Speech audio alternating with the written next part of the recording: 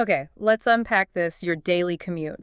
That stretch of time, whether it's battling traffic or figuring out public transport, it's a pretty universal thing, wouldn't you say? Oh, absolutely, yeah, It's often like a source of little frustrations, but sometimes, you get those funny moments too. for sure. And for this deep dive, we're kind of looking at this daily ritual through a language lens, specifically American and British English descriptions of the morning commute. Uh-huh, But okay. we've got this great conversation as our source material today. It's between Kat, an American English speaker, and Mark, who speaks British English. They're comparing their journeys to work. And interestingly, she drives. He uses public transport. Right, so different modes of transport straight away. Exactly. Hmm. Which sets up some really interesting contrasts, I think. Yeah, definitely. So our mission today is to really dig into how they talk about it, pull out the key words, the phrases, and maybe spot those little cultural things that pop up, even just talking about getting to work. Mm-hmm. Might have some aha moments, How we describe the commute, it can be surprisingly revealing. It's fascinating, isn't it, how just getting from A to B can show different cultural takes on the daily grind. Really can. All right, let's dive in then. First up, Kat's American commute.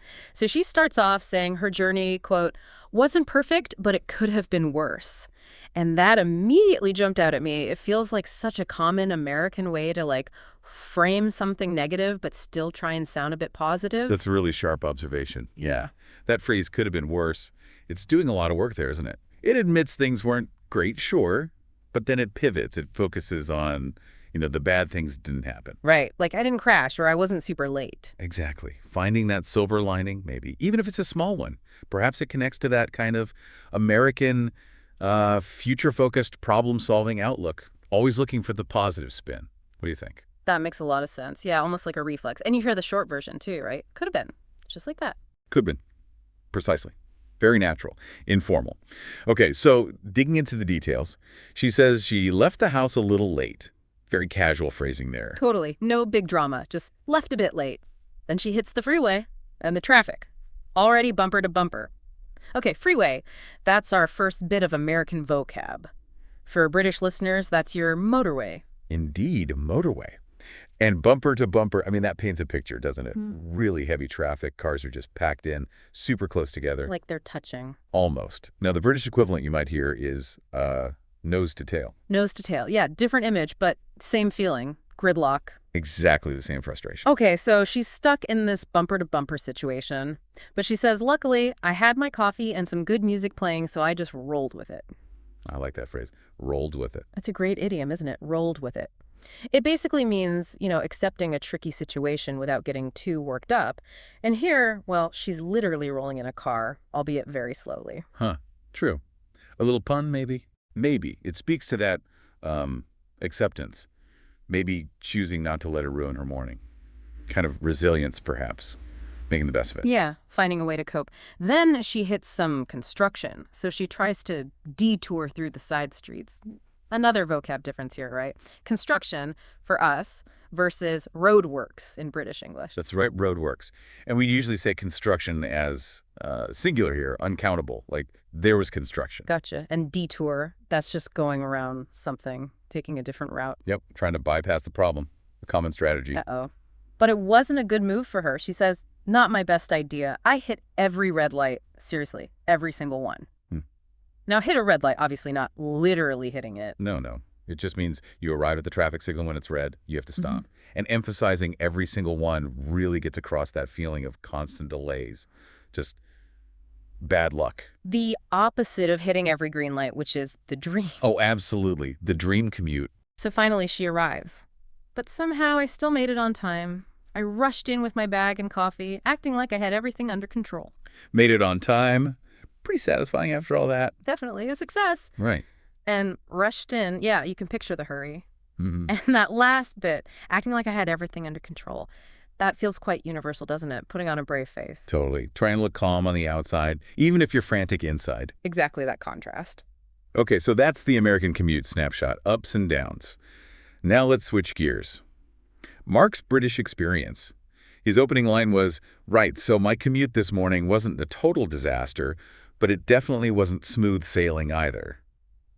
That right at Oh. the start. It's such a common British thing, isn't it? Like a little verbal throat clearing. It really is. Using right to kick off a story or an explanation, very common. Signals, here we go, right. And pairing things like total disaster, complete mess, total nightmare, those phrases really amplify the negative, but maybe without being overly dramatic. Right, it's not the worst thing ever, just not good. That British understatement, perhaps. Could be, yeah. It conveys things weren't great, but maybe stopped short of a full moan. And he uses definitely wasn't smooth sailing, another nice idiom. Smooth sailing, yeah. It conjures up that image of everything going perfectly, no hitches, like a calm sea voyage. Trouble-free. Exactly. So by saying it wasn't smooth sailing, he's immediately signaling, okay, there were problems. Get ready. Setting the scene. So, what actually went wrong? He says, got to the station with enough time to pop into the cafe, so that was a promising start. Pop into, that's a great little British phrase for a quick visit. Yeah, pop into, just nip in quickly. Suggests he had a bit of time to spare. And promising start, well, that clearly shows he was feeling optimistic at the beginning. Things looked good. Ah, the calm before the storm. But then, when the train arrived, it was absolutely heaving. Heaving? That sounds intense. Heaving is a really strong descriptive word. It means incredibly crowded, just jam-packed with people. Not just for transport. No, you could say a pub or a shop was heaving too. And adding absolutely just ramps it up, completely full. I remember once being on a train so heaving I literally couldn't move my arms. Wow, sounds cozy. Not cozy. He then says he managed to squeeze on and just had to wedge myself between all the other commuters. Squeeze on and wedge myself, that sounds even more uncomfortable than squeezing. Yeah, squeeze on is generally for getting onto a bus or train. You might squeeze into a car. Yeah. But wedge myself, that implies real force, pushing into a tight spot, being stuck there, maybe pressure from all sides. Yikes. And commuters, of course, just people traveling to work. Regular travelers, yeah. Makes Kat's bumper-to-bumper traffic sound almost luxurious. Then comes the classic bit. The trains are hit and miss at the best of times, so I shouldn't have really been surprised that we just ground to a halt about halfway there. No reason given, obviously. Hit and miss. That's useful for anything unreliable, right? Exactly. Inconsistent. Sometimes good, sometimes bad. Restaurants, films, trains. And that shouldn't have really been surprised feeling. That's almost a shared understanding among British commuters, that slight expectation that things might go wrong. A sort of resigned acceptance. Perhaps. Mm-hmm. And ground to a halt, that sounds quite final, quite problematic. Yeah, not just stopped, but ground to a halt. It usually implies a slow, difficult stop, often because of a problem. You can almost picture the brakes grinding. And no reason given, obviously. Well, that's a very familiar complaint about UK public transport delays. Huh. I bet many listeners are nodding along to that one. Okay, so his arrival. Eventually we pulled in, and I rocked up to work about a quarter of an hour late, which is not too bad, all things considered. Pulled in. That's specific for a train arriving? Yeah, arriving at the station or the end destination. And rocked up, that's interesting. Very casual way to say arrived. Much more laid back than Kat's rushed in. Definitely rocked up. Almost nonchalant. A quarter of an hour, of course, 15 minutes. And all things considered, that's key.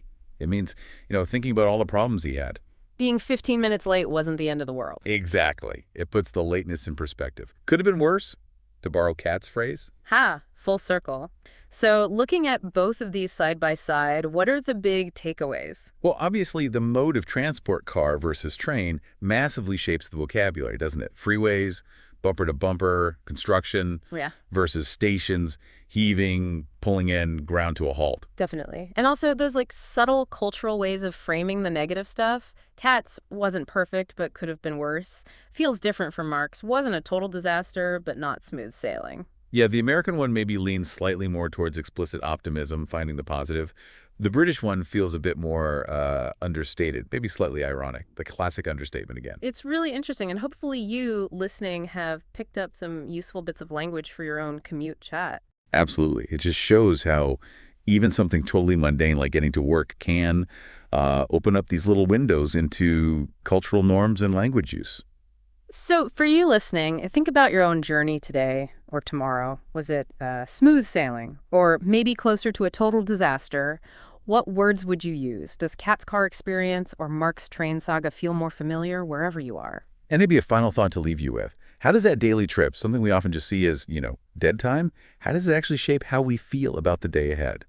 Or our connection to the world whizzing by? Is it just lost time?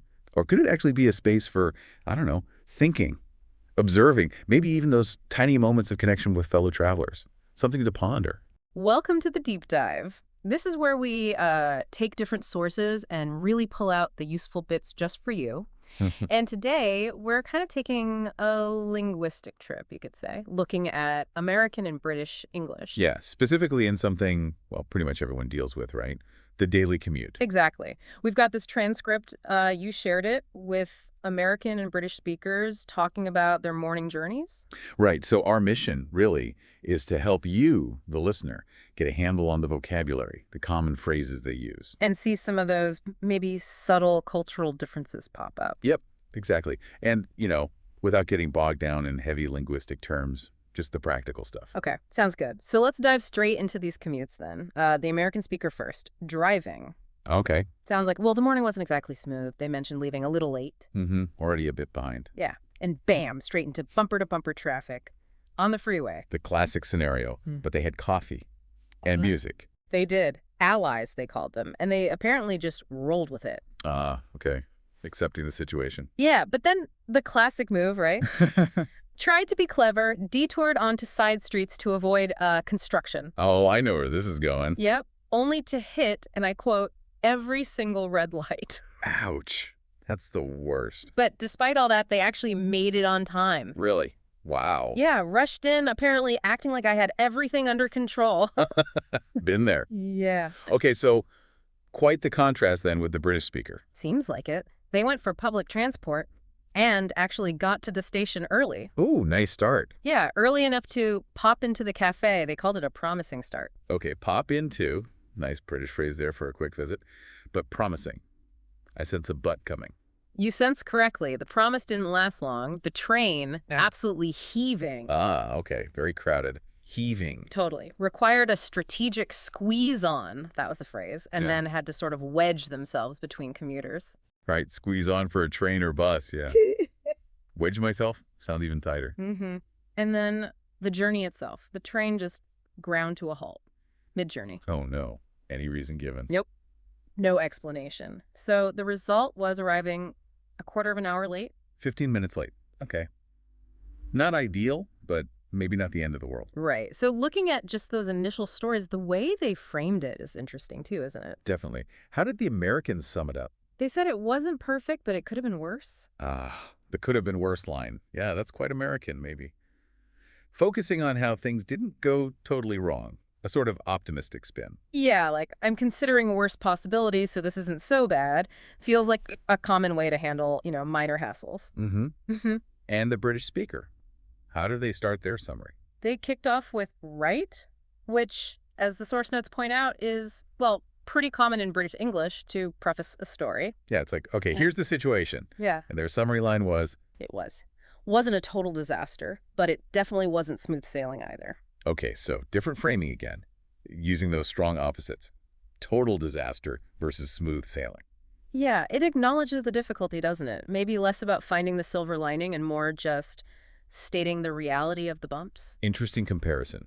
Not necessarily better or worse, just different ways of phrasing that feeling of, well, that was a bit rough. Okay, let's maybe drill down into some specific words now. You mentioned pop into. What else stood out? Well, going back to the American start, a little late, the transcript mentioned the pronunciation. Oh, yeah, the T often sounding more like a die for Americans. Little. Little late, exactly. And they said, sure enough, they hit traffic. Yeah. Meaning basically as expected. Right. Predictable. And then the big one, freeway. Versus the British motorway. Yeah, classic difference for those main roads. And the traffic itself, American bumper to bumper. Very visual. The British equivalent might sometimes be nose to tail, perhaps. Similar idea. Nose to tail, yeah, I've heard that. And we had the American rolled with it. Which is great, isn't it? Accepting the situation, but also, like, literally rolling in the car. A nice bit of wordplay, almost. Definitely. On the British side, you highlighted absolutely heaving. Yeah, just means incredibly crowded, packed solid. And the difference between squeeze on for the train versus maybe squeeze in if you're getting into a car or a taxi. Slight nuance there. And wedge myself really ups the ante, suggesting, a real tight fit, maybe needing a bit of a push. You really get the feeling of being crammed in. Yeah. Then there's commuters. That seems pretty universal, right? People traveling to work. Yep. Standard term. But road repairs diverge again. American, construction, singular. British. Yes, Road sir. works. Always plural. Works. No. Even if it's just one hole in the road, it's road works. Huh, right. And the American took a detour. The alternative route. And then hit every red light. So relatable. So relatable. No specific British alternative offered for detour, but maybe diversion. Yet diversion is very common for official road signs telling you to go a different way. Detour feels a bit more like a personal choice to go around something. Okay, gotcha. Back to the British train troubles. The service was described as hit and miss. Meaning unreliable. Sometimes okay, sometimes not. Inconsistent. And that phrase, ground to a halt, it sounds so heavy. It does, doesn't it? It implies a slow, perhaps mechanical stop, not just a normal station stop. Something feels wrong. Yeah, definitely implies a problem. Then arrival. The train eventually pulled in to the station. Standard phrasing for a train arriving. Yeah. But then the speaker rocked up to work. I love that one. Rocked up. So casual, very British way to say arrived, maybe slightly late or unexpectedly. Yeah, it's got a relaxed feel to it. And the lateness was a quarter of an hour. Just 15 minutes, yeah. Seems more common to hear that phrasing in the UK. Mm-hmm. And they summed it up with, all things considered. Taking everything into account. A way to sort of step back and evaluate the whole situation. Yeah.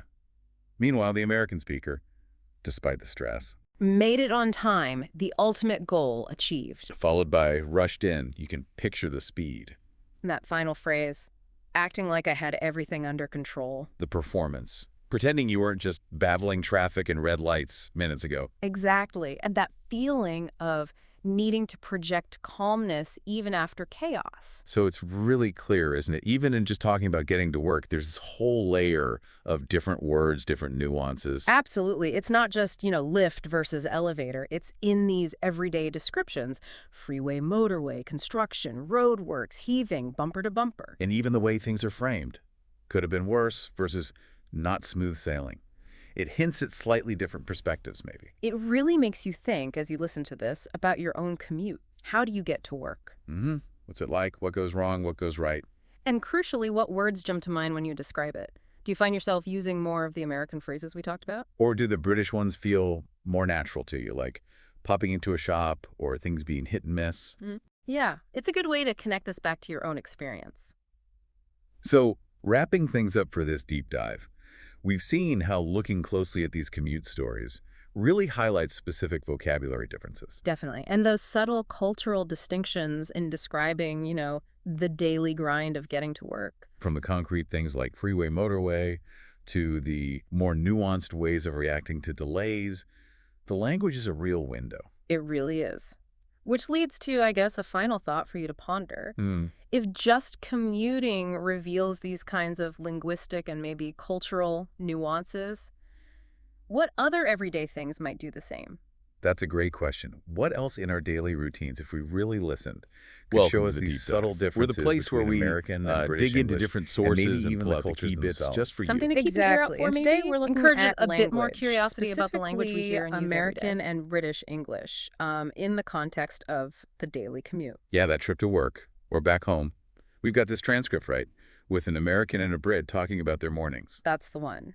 So our mission really is to help you, our listener, get a handle on the different words and phrases they use, without getting bogged down in heavy linguistics. Yeah, maybe see some cultural bits reflected in the language too. Precisely. It's often those everyday things that show the interesting differences. Okay, let's dive in then.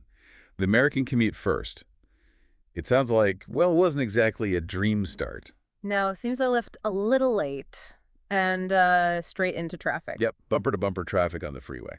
Classic. But they had coffee, music, tried to make the best of it. The transcript says they rolled with it. Rolled with it. Yeah. We should come back to that one. Then they tried a detour, Yeah, took some side streets, trying to avoid construction.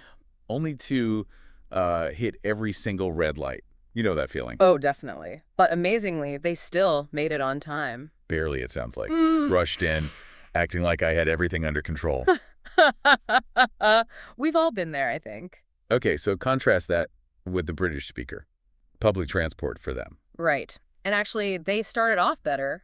Got to the station early enough to pop into the cafe. Pop into. Nice British phrase there. They called it a promising start. But I sense a but coming. You sense correctly. The promise didn't last. The train was, and I quote, absolutely heaving. Absolutely heaving. So incredibly crowded. Exactly. Had to really squeeze on and then sort of wedge themselves between people. Not exactly comfortable. Not at all. And then, halfway through the journey, the train just ground to a halt. Oh, no.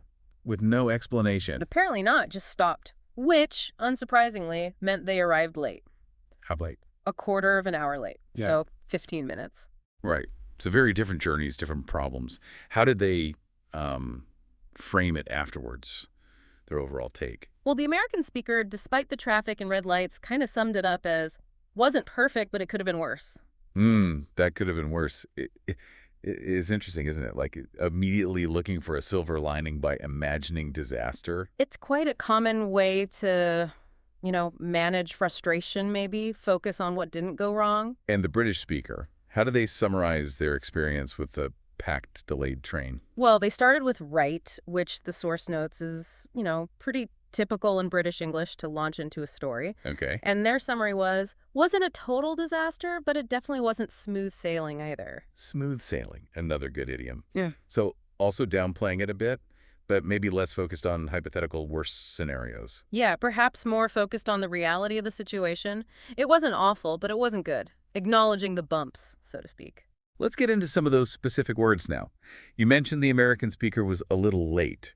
The transcript notes the pronunciation difference. That Americans often soften the T in little, so it sounds more like little, a small phonetic point, but, noticeable. And they used sure enough when the traffic appeared. Yeah, meaning, well, as expected, like I feared there'd be traffic, and sure enough, there it was. Then the big one, freeway. Versus the British motorway. That's a key vocabulary difference for major roads. And the traffic itself, bumper to bumper. Very common in the U.S. In the U.K., you might hear nose to tail, maybe. Though bumper to bumper is understood. Okay. And the British speaker's quick cafe visit. Pop into. Yeah, lovely little phrase. Just means a brief, casual visit. Very common. And their initial feeling was a promising start. A nice combination, yeah. Sets up the hope before it gets dashed. Right. Now back to the American rolled with it. You said we'd return to that. Yeah, I like that one. It implies acceptance, adapting to the situation without getting too stressed. And it works nicely with driving, doesn't it? Rolling along. It does. Okay, British side again. The train was absolutely heaving. Just means extremely crowded, packed full of people. And they had to squeeze on. Is that different from, say, squeeze in? Subtly, yes. You tend to squeeze on to public transport like a bus or train, but you might squeeze into a smaller space, like a car or maybe a booth in a restaurant. Interesting nuance. And wedge myself. That sounds even tighter. It does, yeah. Suggests a real lack of space, maybe having to physically push a bit to fit. And both sets of people trying to get somewhere are called commuters. That term seems pretty standard in both places for people traveling regularly to work. Okay, what about the reason for the American detour? Construction. Right, and notice it's singular, construction. In British English, you'd almost always hear roadworks, plural. Ah, good point. Roadworks and detour itself. That's the standard American term for taking a different route to avoid something. And the awful luck of hitting every red light. We understand that universally, I think. Unfortunately, yes. Now back to the British train troubles. They describe the service sometimes as hit and miss. Meaning unreliable, inconsistent. Exactly. Sometimes it's fine, sometimes it's not. You can't depend on it. And when the train stopped, it ground to a halt. Yeah, that phrase suggests a slow, heavy stop, often implying something's wrong, not just a scheduled stop. Okay. And when it finally arrived at the station, it pulled in. That's pretty standard for trains arriving. But then the speaker, arriving at work, they used a different phrase. They did. They said they rocked up to work late. Rocked up. That sounds very casual, maybe a bit nonchalant. It is, yeah. A very informal, very British way to say arrived, sometimes implying a lack of planning or a casual attitude, even if it wasn't intended here. And the delay was a quarter of an hour. Just 15 minutes, yeah. Still common phrasing in the UK. And they used all things considered somewhere. Yes, likely when summing up the experience, taking everything into account. Okay, wrapping up the journeys then. The American, despite everything, made it on time. Right, succeeded in arriving by the deadline. And then rushed in, moved quickly inside. And that final brilliant phrase, Acting like I had everything under control. That really paints a picture, doesn't it? Yeah. The slight panic hidden behind a calm facade. Absolutely. Putting on a brave face after a stressful journey. So, yeah, just looking at these two commutes, you really see a lot of distinct vocabulary, don't you? You really do. It's not just freeway versus motorway. It's in the idioms, the way they describe crowds, the way they frame the whole experience. Rolled with it versus, well, maybe just acknowledging it wasn't smooth sailing. Exactly. Little glimpses into perhaps slightly different approaches to everyday hassles. It definitely makes you think about your own commute, if you Yeah. drive or take the train or the bus. What words spring to mind for you when things go wrong? Or even when they go right? Are you more likely to say you're stuck in traffic or a traffic jam? Do you pop into places? Do you ever feel like you have to wedge yourself onto the train? It's interesting to notice your own patterns. So, to kind of pull it all together, this deep dive really shows how rich the language around commuting is and how it differs between American and British speakers. Yes, specific words, phrases, even those subtle ways of reacting to things like delays or traffic. It's all there in the language. It definitely highlights those differences from the concrete, like construction versus roadworks, to the more idiomatic, like rocked up. And it leaves you wondering, doesn't it, if commuting language shows these nuances. What about other everyday things, like talking about the weather or food or making plans? Exactly. What other routine parts of life might reveal these interesting little linguistic and maybe even cultural divides? Something to keep an ear out for.